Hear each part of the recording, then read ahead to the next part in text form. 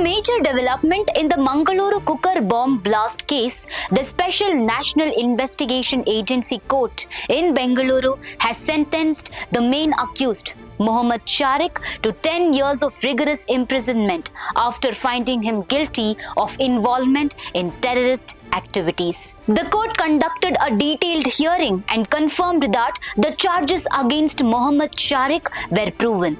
It stated that acts threatening the security of the nation would be treated seriously and imposed the sentence accordingly. The incident took place in November 2022 in Mangaluru's Naguri, where a cooker bomb exploded inside an auto-rickshaw, shocking the entire state. In the blast, both the auto driver and the accused Mohammed Shariq were injured. Considering the seriousness of the blast, the NIA took over the investigation.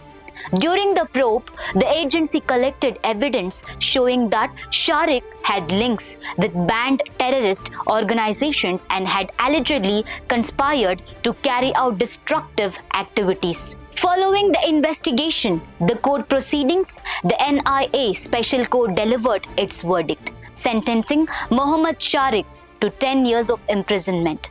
The judgment is being seen as a strong message against activities that threaten national security and public safety. When the nation's security is challenged by terrorism, shouldn't the message be clear that such acts will never be tolerated?